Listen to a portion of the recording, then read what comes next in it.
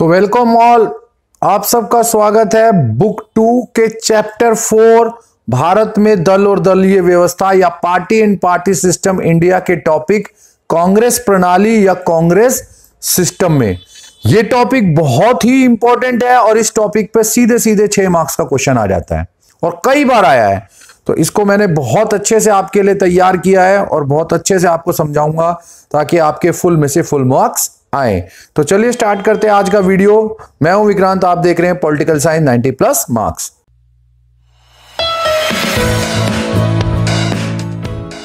तो सबसे पहले कांग्रेस प्रणाली या कांग्रेस सिस्टम के इंट्रोडक्शन या भूमिका को देखते हैं। भारतीय राजनीति इंडियन पॉलिटिक्स में 1952 से 67 तक का जो काल है या समय है, इसको बोला जाता है कांग्रेस सिस्टम का काल या वो काल जिसमें कांग्रेस पार्टी का या कांग्रेस का प्रभुत्व या प्रभाव पूरी राजनीति पर देखने को मिला। पहले 3 लोकसभा चुनावों में 3/4 सीटों पर कांग्रेस की विजय देखने को मिली। यहां तक कि राज्य विधानसभाओं में भी जो स्टेट लेजिस्लेशन या स्टेट लेजिस्लेटिव असेंबली होती है उसमें भी कांग्रेस विजयी रही। पहले आम चुनाव जो पहला लोकसभा का चुनाव हुआ उसमें 8 राष्ट्रीय दलों ने 8 नेशनल पार्टीज ने भाग लिया था। कांग्रेस को उसमें से 489 में से 364, 489 में से 364 सीटें मिली। दूसरे स्थान पर यह याद रखना, कई बार एक नंबर में आ जाता है कि पहले आम चुनावों में कौन सी पार्टी दूसरे स्थान पर रही या विपक्ष पर रही। विपक्ष पर रही मतलब जिसको दूसरे नंबर पर सबसे ज्यादा सीटें मिली। कांग्रेस पहले स्थान पर थी तो दूसरे स्थान पर कौन सी पार्टी रही, तो जो दूसरे स्थान पर रही वो विपक्ष में रही, ये मान के चला जाएगा। हालांकि संपूर्ण रूप से उसको विपक्ष का दर्जा नहीं मिल सकता क्योंकि भारत में एक नियम है कि विपक्षी दल का दर्जा उसी को मिलेगा जिसको 1/10 सीटें 1/10 सीटें लोकसभा में मिलेगी। लेकिन फिर भी क्योंकि कम्युनिस्ट पार्टी को दूसरे स्थान पर सबसे ज्यादा सीटें मिली थी इसीलिए उसको ही विपक्षी दल बोला गया। तो साम्यवादी पार्टी दूसरे स्थान पर रही जिसको पहली लोकसभा चुनाव में 16 स्थान मिले। 1957 का जो दूसरा लोकसभा चुनाव हुआ उसमें कांग्रेस को 494 सीटों में से 371 सीटें मिली या स्थान मिले। और तीसरे आम चुनाव में जो 1962 में हुआ कांग्रेस को 494 स्थानों में से 361 स्थान मिले। कम्युनिस्ट पार्टी दूसरे नंबर पर रही, मैंने पहले ही बताया था। वो 1957 में उसे 27 सीटें और 1961-62 में उसे 20 सीटें या 20 स्थान प्राप्त हुए। तो आप देख सकते हैं कि कांग्रेस का एक छत्र राज 1952 से 67 या 1952 से 67 के बीच देखने को मिला। इस प्रकार पहले 3 आम चुनावों में 3/4 बहुमत या मेजोरिटी कांग्रेस को मिली और इसके अलावा किसी दूसरे दल को 10% सीटें भी नहीं मिल पाई और कोई कांग्रेस के आसपास भी नहीं था या मुकाबला नहीं कर पा रहा था। इसी पूरे सिस्टम को कांग्रेस प्रणाली या कांग्रेस सिस्टम कहा गया जिसमें एक ही दल, एक ही पार्टी, सिंगल पार्टी प्रधान थी, मेजर थी। इसी को सिंगल पार्टी डोमिनेंस सिस्टम बोला गया। भारत में कांग्रेस का प्रभुत्व, सबसे बड़ी बात यहां पर है कि कांग्रेस का ये जो प्रभुत्व या प्रभाव या डोमिनेंस था, ये कोई दबाव या सैन्य सत्ता, मिलिट्री पावर के जरिए, प्रेशर के जरिए नहीं था, बल्कि जनमत इच्छा, पब्लिक की मर्जी से, विल से कायम हुआ था। इसे लोकतांत्रिक व्यवस्था, डेमोक्रेटिक सिस्टम का परिणाम या रिजल्ट बोला गया या माना गया। तो ये काफी ज्यादा इंपॉर्टेंट माना जाता है इंडिया की पॉलिटिक्स में। तो ये आपको इंट्रोडक्शन याद रखना है। अब बढ़ते हैं हम आगे। ये इंग्लिश वालों के लिए इंट्रोडक्शन है। अब आते हैं प्रधानमंत्री। कांग्रेस के जो 1952 से 67 के बीच कौन कौन से प्रधानमंत्री देखने को मिले। तो प्रथम प्रधानमंत्री हम सब जानते हैं भारत के रहे पंडित जवाहरलाल नेहरू। ये कांग्रेस पार्टी के नेता थे, बहुत मशहूर, और पंडित जवाहरलाल नेहरू स्वतंत्र भारत के प्रथम प्रधानमंत्री भी बने। इस प्रकार भारत में जब कांग्रेस प्रणाली की स्थापना हुई तो उसमें पंडित जवाहरलाल नेहरू प्रधानमंत्री बने और वो अपनी मृत्यु तक 1964 तक भारत के प्रधानमंत्री रहे। उसके बाद आता है लाल बहादुर शास्त्री। ये बहुत इंटरेस्टिंग है। 1964 में नेहरू जी की मृत्यु या स्वर्गवास हो गया। उसके बाद तुरंत बाद गृह मंत्री, होम मिनिस्टर गुलजारी लाल नंदा। अब ये नाम आप बहुत इंपॉर्टेंट है, याद रखेंगे। उसका क्या इंपॉर्टेंस है सुनिए। कई बार क्वेश्चन ये आ जाता है कि कौन ऐसे नेता या लीडर थे जो 2 बार कार्यवाहक प्राइम मिनिस्टर या प्रधानमंत्री बने लेकिन वास्तविक रूप से कभी प्रधानमंत्री नहीं बने। तो वो बोले जाएंगे गुलजारी लाल नंदा। ठीक है, और अभी दूसरी बार कब बने मैं अभी इस वीडियो में आपको आगे बताऊंगा। तो गुलजारी लाल नंदा को कार्यवाहक या यूं कह लो एक्टिव प्राइम मिनिस्टर प्रधानमंत्री की शपथ दिलाई गई। ठीक है, के कामराज उस वक्त कांग्रेस के अध्यक्ष या चेयरपर्सन थे। प्रधानमंत्री पद के लिए उस वक्त कोई एक मत्ता नहीं थी। तो ऐसे में एक नाम सामने आया, लाल बहादुर शास्त्री। लाल बहादुर शास्त्री के बारे में आपको ये बता दूं, हालांकि क्योंकि बहुत ज्यादा बताऊंगा तो ये वीडियो बहुत बड़ी हो जाएगी, लेकिन उनके बारे में बहुत ज्यादा ये बोला जाता है कि वो बहुत सादगी, सिंपल, ऑनेस्ट, ईमानदार नेता थे। एक मध्यम वर्गीय, एक मिडिल क्लास उम्मीदवार थे या कैंडिडेट थे। अपने पूरे जीवन वो अपनी ईमानदारी या ऑनेस्टी को लेकर बहुत मशहूर थे। उनके बहुत सारे ईमानदारी के किस्से हैं। जैसे ही ये मेरा सिलेबस खत्म होगा तो लाल बहादुर शास्त्री के पूरे पॉलिटिकल करियर की एक छोटी सी वीडियो आपको बनाकर मैं जरूर दूंगा।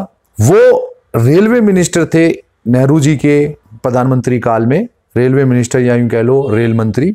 और उनके कार्यकाल में जब वो रेल मिनिस्टर या रेल मंत्री थे, एक रेल दुर्घटना हो गई तो उन्होंने इस्तीफा दिया नैतिक जिम्मेदारी लेते हुए, मॉरल रिस्पॉन्सिबिलिटी लेते हुए लाल बहादुर शास्त्री ने इस्तीफा या रिजाइन किया कि मेरे रेल मिनिस्टर या रेल मंत्री रहते हुए मेरे भारतीय भाई बहन रेल दुर्घटना एक्सीडेंट में मारे गए।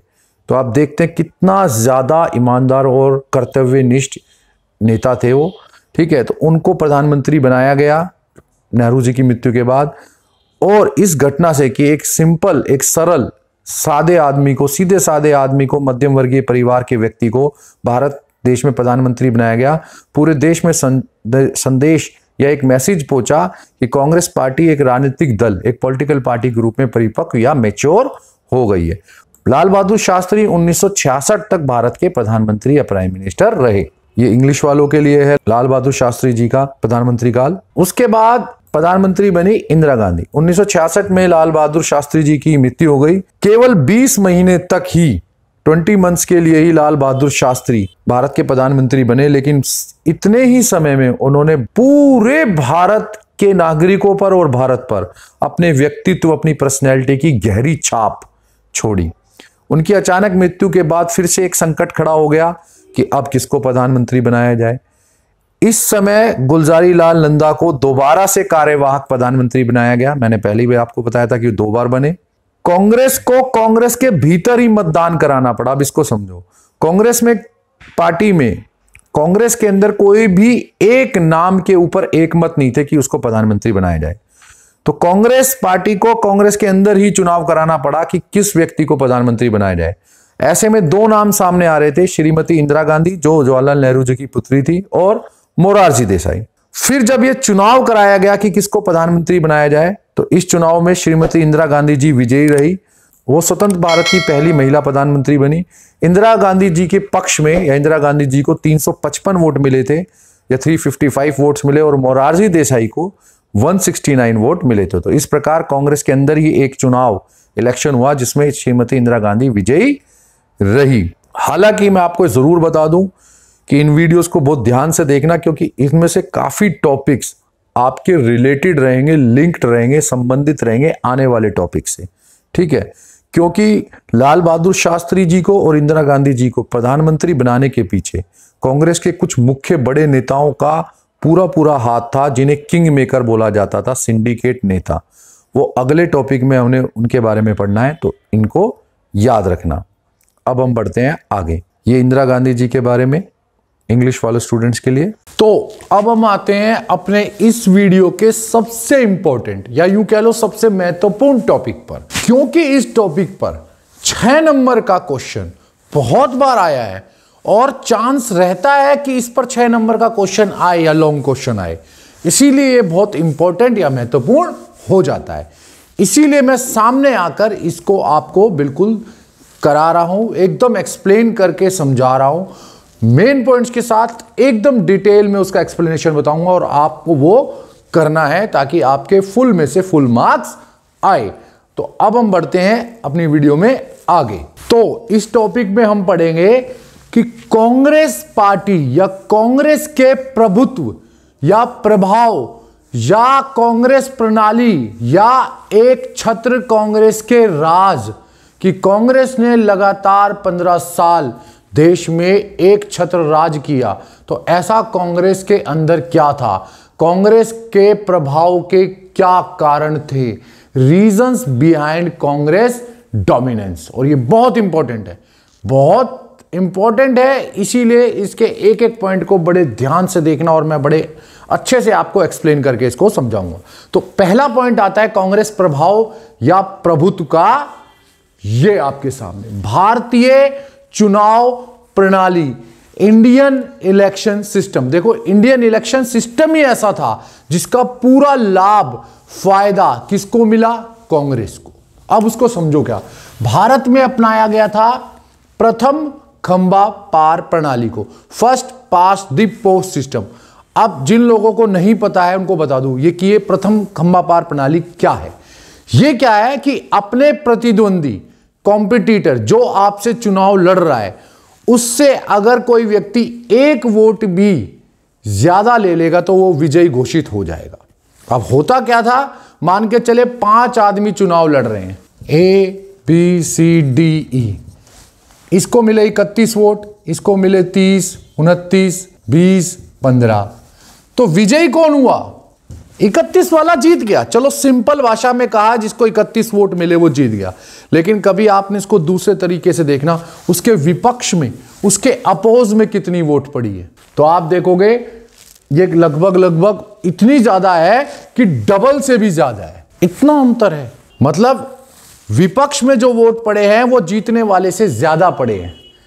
पर प्रॉब्लम क्या है कि ये विपक्ष के जो वोट्स हैं ये बटे हुए हैं, ये डिवाइडेड हो गया अलग अलग कैंडिडेट या उम्मीदवार में। तो कांग्रेस को उसका पूरा फायदा मिला।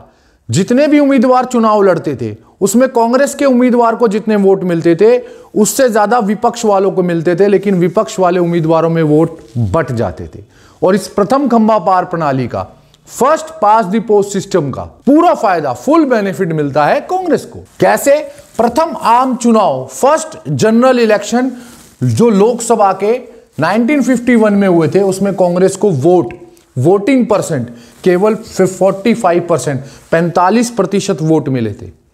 जितने वोट पड़े थे उस वोट या ये कह लो मतदान में से केवल 45%, 45% कांग्रेस को मिला था, लेकिन उसको सीटें मिल गई 74%, 364 सीटें, 74% सीटें मिल गई। जबकि सोशलिस्ट पार्टी एक चुनाव लड़ी थी, उसको वोट मिले 10%, सीटें मिली 3%, ओनली 3%। तो आप समझ सकते हो कि इस चुनाव प्रणाली, इलेक्शन सिस्टम का पूरा फायदा, बेनिफिट कांग्रेस को मिला। और कांग्रेस प्रभुत्व में या कांग्रेस के प्रभाव में इस सिस्टम का या इस चुनाव प्रणाली का बहुत बड़ा योगदान रहा। अब बढ़ते हैं नेक्स्ट पॉइंट की तरफ। तो अब हम आते हैं कांग्रेस प्रभाव या प्रभुत्व में दूसरे कारण या रीजन पर।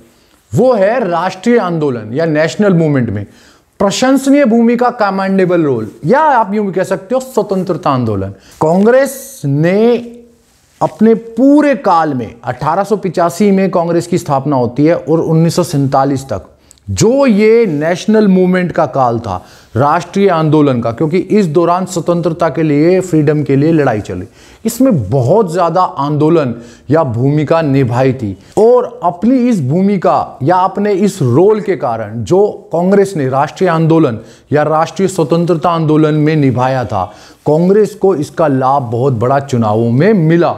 कांग्रेस ने से बहुत सारे आंदोलन चलाए जो स्वतंत्रता आंदोलन या राष्ट्रीय आंदोलन के दौरान चले। असहयोग आंदोलन, नॉन कोऑपरेशन मूवमेंट, सविनय अवज्ञा आंदोलन, सिविल डिसओबीडियंस मूवमेंट, भारत छोड़ो आंदोलन, क्विट इंडिया मूवमेंट, और इसके अलावा अन्य सामाजिक आर्थिक आंदोलन, अदर सोशल इकोनॉमिक मूवमेंट्स। ये सारे आंदोलन कांग्रेस ने चलाए थे और इन आंदोलन ने जनता को, पब्लिक को बड़े पैमाने पर, मास लेवल पर कांग्रेस के साथ जोड़ दिया था। लोग कांग्रेस को केवल एक पार्टी नहीं, कांग्रेस को एक नेता, एक लीडर, एक नेतृत्व, एक लीडरशिप मानते थे, जिसके नेतृत्व में, मतलब कांग्रेस के नेतृत्व में देश ने स्वतंत्रता या फ्रीडम हासिल की। और इन आंदोलनों के जरिए कांग्रेस ने जनता के अंदर एक बहुत बड़ी छवि बना ली। तो इस छवि का, इन आंदोलनों का और राष्ट्रीय आंदोलन में कांग्रेस के रोल का या भूमिका का कांग्रेस को पूरा चुनावों में फायदा मिला और वो एक छत्र पार्टी या प्रभाव के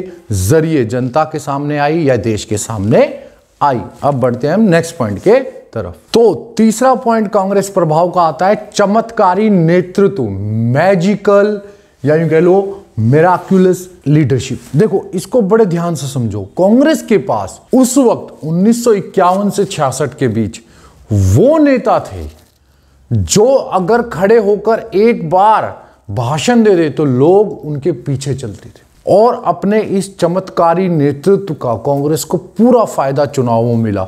विपक्ष उनके ऊपर कितने भी इल्जाम लगाए, विपक्ष उनकी कितनी भी आलोचना करे, विपक्ष में कितनी भी बड़ी लहर हो, लेकिन अगर ये नेता एक बार चुनाव मैदान में, चुनाव में, इलेक्शन में, भाषण में अगर सामने आके बोलने लगते थे तो इनके शब्दों में जादू होता था और जनता इनके पीछे चलती थी। और ये एक नेता की बात नहीं कर रहा हूं, बहुत सारे नेता थे ऐसे जिनकी छवि इतनी ज्यादा बड़ी और मजबूत थी कि उनके सामने कोई दूसरा लीडर या नेता खड़ा ही नहीं हो सकता। पंडित जवाहरलाल नेहरू ये अपने आप में एक बहुत बड़ा नाम था। उधर दूसरी तरफ सरदार वल्लभ भाई पटेल को लौह पुरुष का नाम दिया जाता है। इसके अलावा मौलाना अबुल कलाम आजाद साहब बहुत बड़ा नाम था। विजय लक्ष्मी पंडित, डॉक्टर राजेंद्र प्रसाद और ना जाने कौन कौन। तो देश के जो सबसे बड़े बड़े नेता या लीडर बोले जाते हैं वो सब कांग्रेस में थे, और इन चमत्कारी नेतृत्व के आगे किसी और दूसरे नेता का खड़ा होना भी मुश्किल था। और इनके चमत्कारी नेतृत्व का, लीडरशिप का, मैजिकल लीडरशिप का पूरा फायदा कांग्रेस को चुनावों में मिला और उनको भारी बहुमत, एक कहते हैं मास लेवल की मेजॉरिटी चुनावों इलेक्शन में मिली। तो ये बहुत बड़ा कारण बोला जाता है कांग्रेस के प्रभुत्व या प्रभाव का। अब बढ़ते हैं हम नेक्स्ट पॉइंट की तरफ। तो चौथा पॉइंट, फोर्थ पॉइंट आता है कांग्रेस के प्रभाव या प्रभुत्व में सबसे पुरानी पार्टी, दी ओल्डेस्ट पार्टी। कांग्रेस को देश में सबसे पुरानी पार्टी, ओल्डेस्ट पार्टी का दर्जा प्राप्त था। कितनी पुरानी पार्टी? इसकी स्थापना 1885 1885 में इसकी एस्टेब्लिशमेंट या स्थापना हुई थी। 1885 कितनी पहले यह बन चुकी थी। इसको अव्वल और इकलौती पार्टी का दर्जा प्राप्त था। जब स्वतंत्रता मिली तो लगभग देश में केवल एक ही पार्टी थी जो राष्ट्रव्यापी, जो नेशनल लेवल पर थी। इसको अव्वल और इकलौती, status of single top and only party का दर्जा या स्टेटस मिला हुआ था। इसका प्रसार, इसका एक्सपेंशन या स्प्रेड स्वतंत्रता से पहले ही, हमें इंडिपेंडेंस या फ्रीडम मिली उससे पहले ही कांग्रेस का प्रसार, स्प्रेड पूरे देश या कंट्री में हो चुका था। अब इसको एक छोटे से उदाहरण या एग्जांपल से समझा देता हूं। आज आप एक पार्टी बनाओ अपनी विचारधारा, आइडियोलॉजी से खुद की, और यूं सोचो कि आपको उसे देश में, पूरे देश में, कश्मीर से कन्याकुमारी, गुजरात से अरुणाचल प्रदेश तक फैलाना है। आज के तारीख में भी इतनी टेक्नोलॉजी, यूट्यूब, फेसबुक, व्हाट्सएप, आप ये हेलीकॉप्टर, सड़कें, ये रेल, सब कुछ होते हुए भी आपको कितना वक्त लगेगा एक पार्टी को पूरे देश में फैलाने के लिए। उस समय की कल्पना आप आज करो और ये सोचो कि 1947 में, 1947 में जब ये सब नहीं था, सड़कें अच्छी नहीं थी, गांव तक पहुंचने में लोगों की हालत खराब हो जाती थी, टीवी नहीं था, वीडियो नहीं थे, अखबार नहीं थे, ये सब नहीं था, तब क्या हालत थी।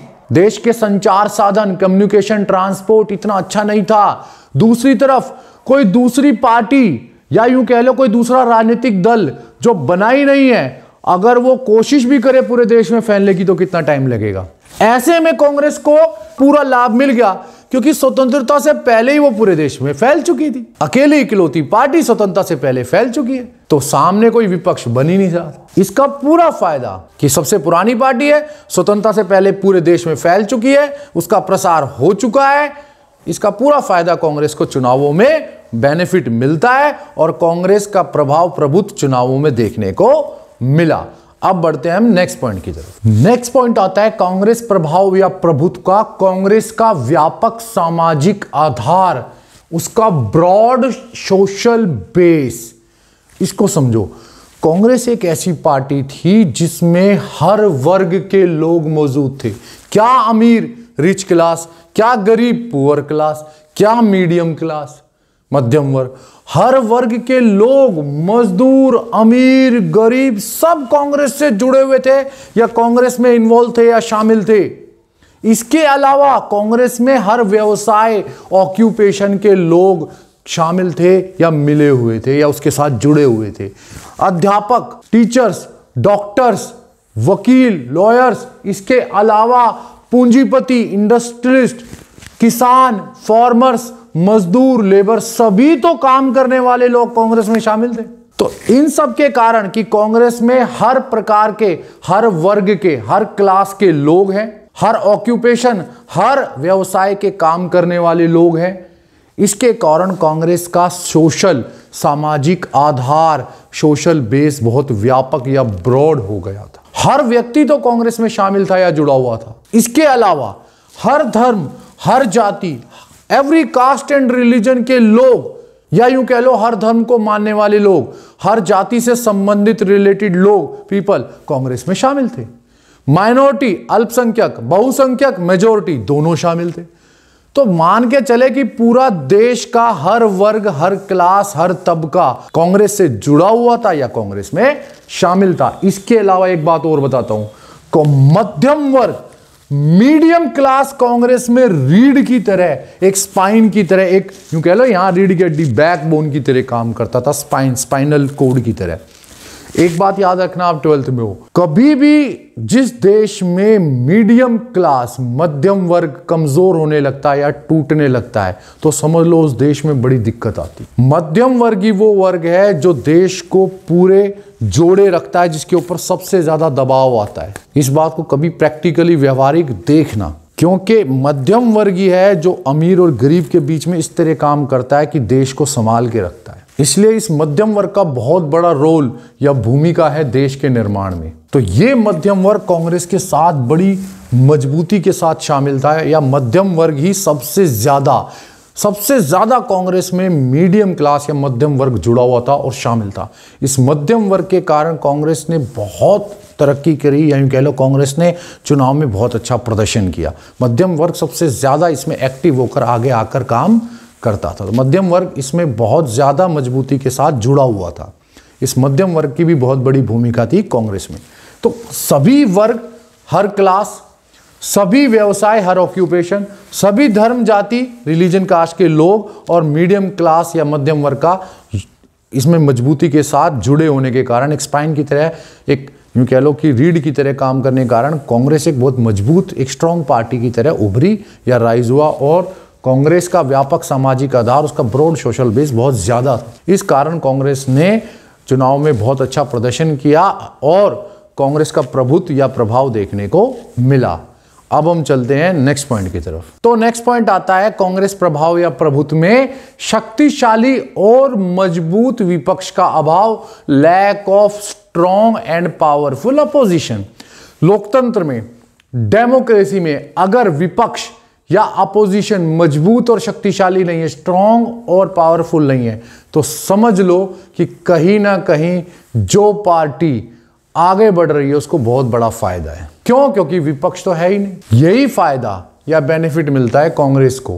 क्यों? क्योंकि जब भारत को आजादी या स्वतंत्रता मिली, कोई एक दल, सिंगल पार्टी इस सिचुएशन या परिस्थिति में या स्थिति, या यूं कह लो कि एक पार्टी इस हालत में नहीं थी कि वो कांग्रेस के सामने खड़ी हो सके या एक विकल्प या ऑप्शन दिखा सके जनता को कि कांग्रेस की जगह उनको वोट दो। ऐसी कोई पार्टी थी नहीं जो कांग्रेस के सामने खड़ी हो सके। क्योंकि कोई विपक्ष नहीं है तो इसका फायदा किसको मिलेगा? पक्ष को, मतलब कि कांग्रेस को। तो क्योंकि देश में कोई दूसरी पार्टी शक्तिशाली नहीं थी, कोई भी एक मजबूत पार्टी के रूप में किसी दूसरे दल, राजनीतिक दल का निर्माण नहीं हुआ था, ऐसे में कांग्रेस को इसका पूरा फायदा, लाभ मिला। क्योंकि जब चुनाव लड़ते थे तो क्योंकि कोई दूसरा विपक्ष या यूं कह लो कि विपक्ष में कोई शक्तिशाली पार्टी या मजबूत पार्टी नहीं है, तो उसका पूरा फायदा, लाभ कांग्रेस को मिल जाता था और वो चुनावों में बहुत ज्यादा बहुमत, मेजोरिटी हासिल कर लेती थी। विपक्ष को बनना, क्योंकि पहले तो पार्टी ही इतनी ज्यादा नहीं थी।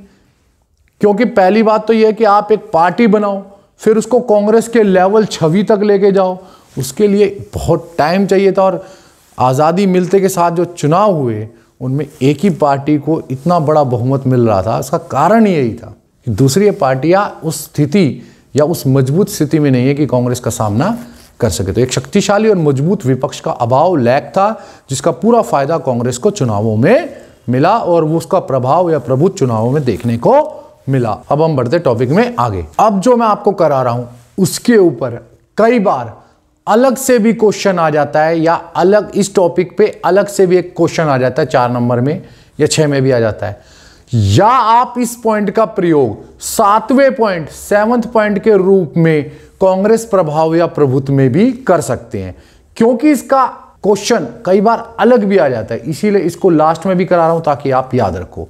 अब ये पॉइंट आता है कांग्रेस एक गठबंधन के रूप में। क्वेश्चन क्या से आ जाता है, कई बार इस पे बिल्कुल इसी पॉइंट पे ही अलग से आ जाता है। कांग्रेस एक गठबंधन के रूप में कैसे शक्तिशाली थी, या कांग्रेस के गठबंधन के रूप में कैसी छवि थी, या कांग्रेस एक गठबंधन के रूप में क्या थी, कांग्रेस एक गठबंधन के रूप में किस प्रकार भूमिका अदा करती थी, या कांग्रेस एक गठबंधन के रूप में कैसे मजबूत थी। और अगर आए कांग्रेस प्रभाव या प्रभुत्व, तो ये पॉइंट हम लिख सकते हैं कांग्रेस एक गठबंधन के रूप में भी बहुत मजबूत थी, और क्यों थी उसका एक्सप्लेनेशन हमें देना। तो आप इसका प्रयोग इसमें भी कर सकते हैं 7वें पॉइंट के रूप में भी, और कांग्रेस गठबंधन के रूप में कैसे एक शक्तिशाली थी ये अब हम कर लेते हैं। तो सबसे पहले आता है कांग्रेस गठबंधन के रूप में coalition nature of Congress. Congress का जो नेचर था वो कोलिशन का, एक गठबंधन का था जिसमें सभी लोग शामिल थे। तो पहला आएगा इसमें पॉइंट जनव्यापी पार्टी, मास पार्टी। अब इसको समझो कि जनव्यापी पार्टी या मास पार्टी कौन होती है। हर वर्ग, क्लास, धर्म, रिलीजन, व्यवसाय, ऑक्यूपेशन, क्षेत्र, रीजन, नगर, गांव, विलेज, पहाड़, माउंटेन, मैदान, प्लेन्स, शहर, सिटीज का समर्थन कांग्रेस को था। कांग्रेस एक ऐसी पार्टी थी जिसको हर तरह के लोगों का समर्थन मिल रहा था। पढ़े लिखे लोगों का संघ समझा जाता था कांग्रेस। मैंने पहले ही बताया मध्यम वर्ग कांग्रेस में बहुत ज्यादा महत्वपूर्ण या इंपॉर्टेंट था।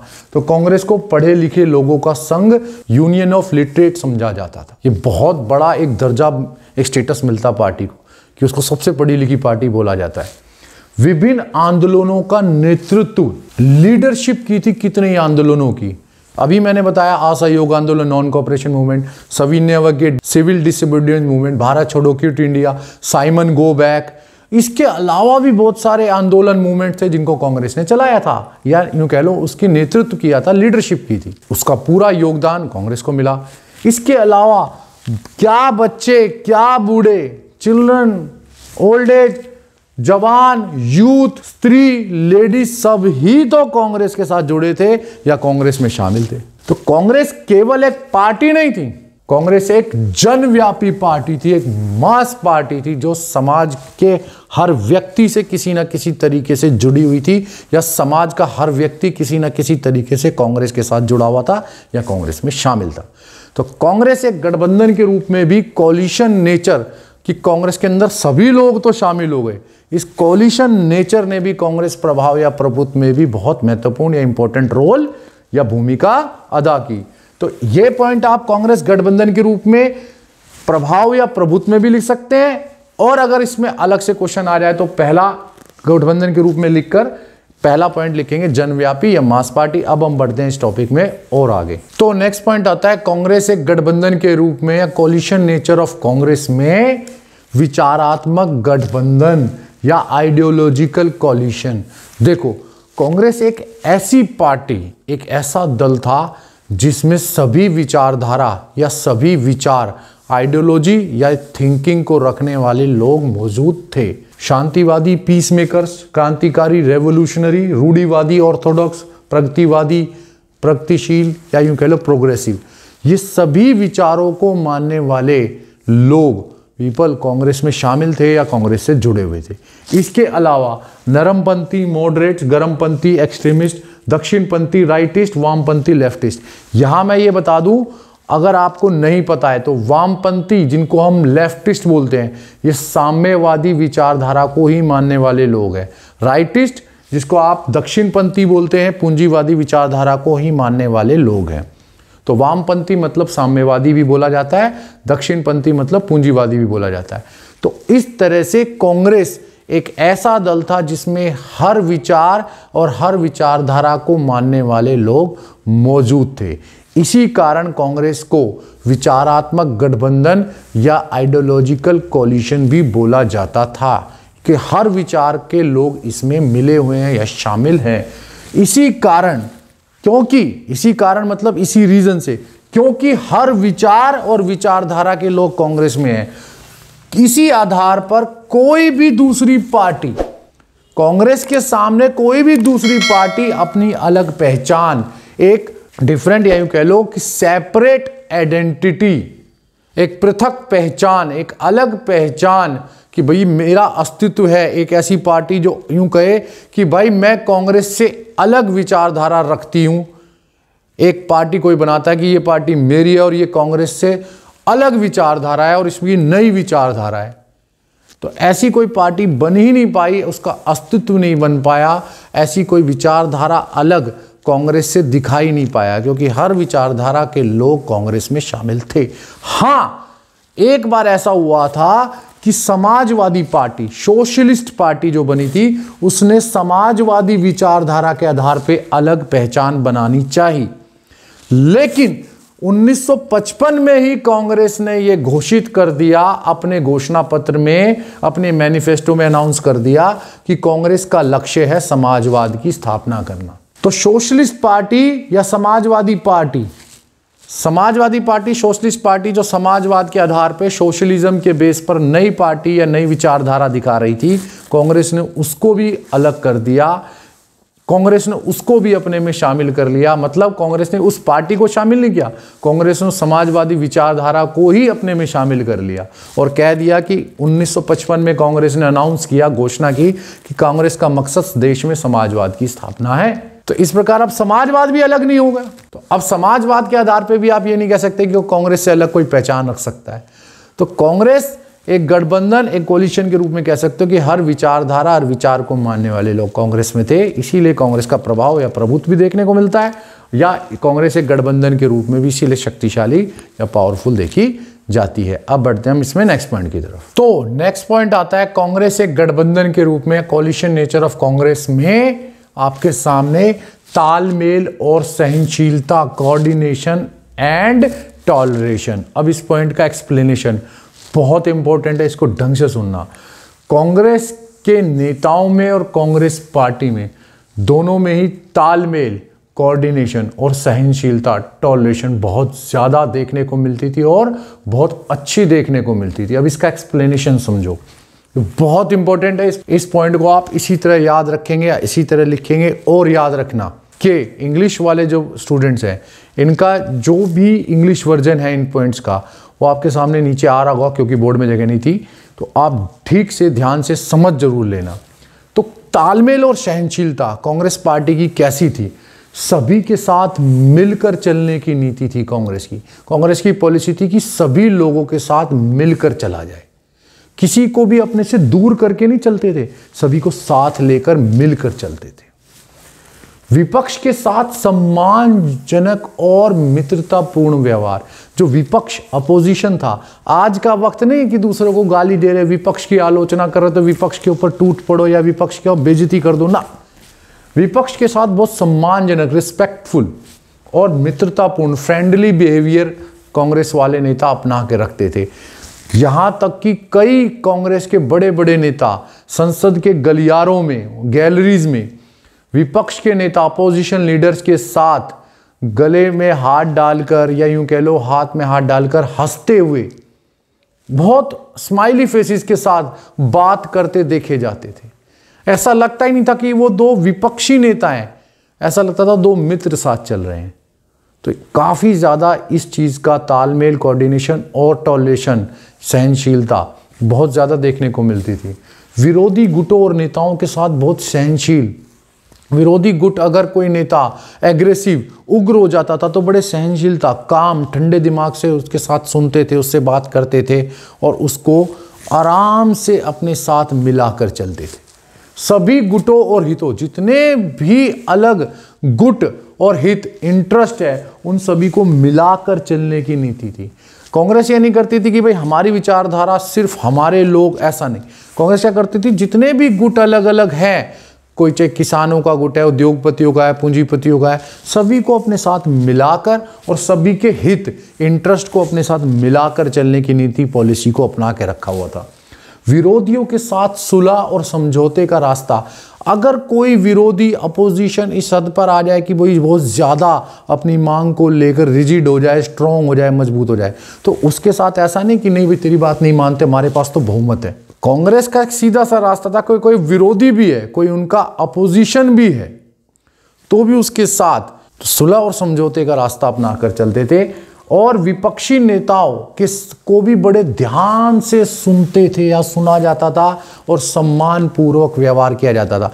अगर संसद में कोई विपक्ष का नेता बोल रहा है, जबकि सबसे ज्यादा बहुमत या सबसे ज्यादा सांसद किसके हैं? कांग्रेस के, लेकिन फिर भी अगर कोई विपक्ष का नेता बोलता था तो उसको बड़े ध्यान से सुनते थे, उसका मजाक नहीं उड़ाते थे, उसको ध्यान से सुनते थे। अगर उसमें काम की बात होती थी उसको मानते थे, उसको अपना लेते थे और विपक्षी नेता के साथ सम्मानजनक रिस्पेक्टफुल व्यवहार या बिहेवियर किया जाता था।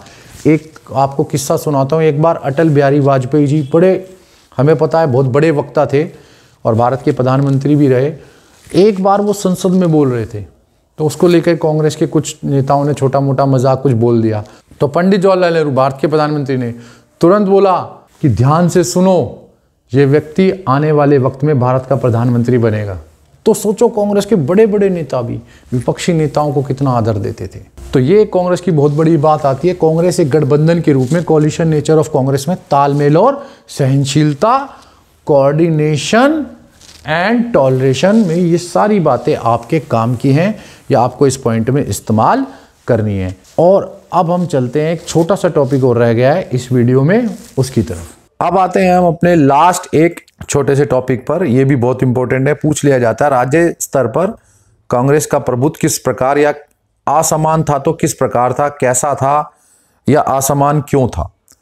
तो कांग्रेस पार्टी पहले तीन आम चुनावों के दौर में अपनी प्रभुता या प्रभाव कायम करने में सफल रही, हमने देख लिया। अधिकांश राज्यों में, ऐसा नहीं है कि स्टेट्स में कांग्रेस का प्रभाव नहीं था, स्टेट्स में भी इनका प्रभाव, कांग्रेस का प्रभाव देखने को मिला। लेकिन 1952 से 67 के बीच कांग्रेस का प्रभाव स्टेट्स में या राज्यों में तो था, लेकिन अंदर ही अंदर धीरे धीरे इंटरनली विपक्षी दलों का प्रभाव या लोकप्रियता, पब्लिसिटी बढ़ रही थी। इसी दौर में विधानसभा राज्यों के चुनाव में, या तो यूं कह लो राज्य की विधानसभा जो होती है उनके चुनाव में कहीं कहीं कांग्रेस को बहुमत, मेजोरिटी नहीं मिल पा रही थी। पहले आम चुनाव में जो फर्स्ट जनरल इलेक्शन हुए थे जितने भी राज्यों की विधानसभाओं के, उसमें त्रावणकोर, कोचीन, मद्रास, उड़ीसा में कांग्रेस को स्पष्ट बहुमत, क्लियर मेजोरिटी नहीं मिली थी। हालांकि कांग्रेस ने ही यहां पे सरकार बनाई थी क्योंकि सबसे बड़ी पार्टी कांग्रेस ही थी वहां पर, तो कांग्रेस ने वहां पर सरकार बनाई, लेकिन उसको पूर्ण बहुमत नहीं मिला था, यह फुल मेजोरिटी नहीं मिली थी। आने वाले समय में जैसे जैसे ये दौर आगे गया, पहले आम चुनाव के बाद दूसरे आम चुनाव का समय आया, तो कांग्रेस का जनाधार, कांग्रेस का जो लोकप्रियता है वो धीरे धीरे प्रांतीय स्तर पर, प्रांतीय मतलब स्टेट लेवल पर घटने लगी, कम होने लगी, रिड्यूस होने लगी। मद्रास राज्य में, मद्रास जो स्टेट था उसमें गैर ब्राह्मणवादी, नॉन ब्राह्मणिज्म पार्टी थी, एक जस्टिस पार्टी, उसका प्रभाव बहुत बढ़ने लगा मद्रास में। पंजाब में अकाली दल का प्रभाव बहुत ज्यादा बढ़ गया और जम्मू कश्मीर में नेशनल कॉन्फ्रेंस जैसी पार्टियों का जनाधार बढ़ने लगा। तो धीरे धीरे कांग्रेस स्टेट्स में या यूं कह लो राज्यों में अपनी प्रभाव क्षमता को खोने लगी। दूसरे आम चुनावों में 1957 में केरल राज्य में एक बहुत बड़ी घटना हुई। यह बहुत इंपॉर्टेंट है, आपके काम आएगा 1 या 2 नंबर में। कई बार यह क्वेश्चन आता है कि दूसरे आम चुनाव में कौन से राज्यों में कोई विपक्षी दल की सरकार बनी या गैर कांग्रेसी सरकार बनी, तो कौन से राज्यों में? केरल में बनी। कौन से आम चुनावों में? दूसरे आम चुनावों में। कब बनी? 1957 में बनी। कौन मुख्यमंत्री बने? EMS नमूद्रीपाद के नेतृत्व में साम्यवादी पार्टी, कौन सी पार्टी की बनी? साम्यवादी कम्युनिस्ट पार्टी की सरकार बनी या सत्ता में आई। दुनिया में, पूरे वर्ल्ड में पहला अवसर था जब एक कम्युनिस्ट पार्टी लोकतांत्रिक तरीके से सरकार बनाने में सफल हुई थी, क्योंकि कम्युनिस्ट पार्टी या कम्युनिज्म क्या कहता है? क्रांति करके सत्ता पे कब्जा करो।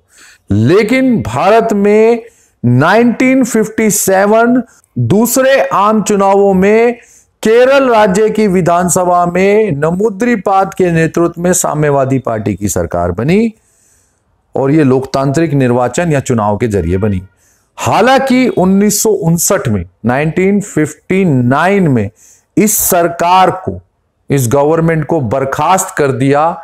आर्टिकल 356 के जरिए वहां पर राष्ट्रपति शासन लगाया गया और उस सरकार को हटा दिया गया। बाद में वहां पर दोबारा चुनाव कराए गए जिसमें कांग्रेस जीत गई।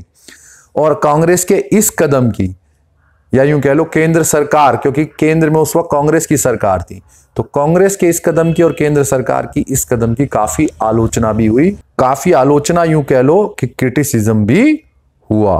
तो ये एक काफी बड़ा स्टेट लेवल पर परिवर्तन आ रहा था। भले ही कांग्रेस का प्रभाव पूरे सेंटर केंद्र में था, लेकिन राज्य स्तर पर असमान प्रभाव देखने को मिला। तो मैं उम्मीद करता हूं आपको पूरा वीडियो बहुत अच्छी तरह समझ में आया होगा। कांग्रेस पार्टी के प्रभुत्व या प्रभाव के कारण को बहुत ठीक से याद रखना। 6 नंबर में वो आएगा। और इस वीडियो में जो छोटे छोटे मैंने आपको पॉइंट्स बताए हैं, केरल राज्य वाला जो अभी बताया है, ये इसके अलावा और जो छोटे छोटे पॉइंट्स बताए हैं उसमें 1 या 2 मार्क्स का क्वेश्चन जरूर से आ सकता है, तो उसको भी ठीक से याद रखिएगा। तो जल्दी मिलेंगे अगली वीडियो में। मैं हूं विक्रांत, आप देख रहे हैं पॉलिटिकल साइंस 90+ मार्क्स।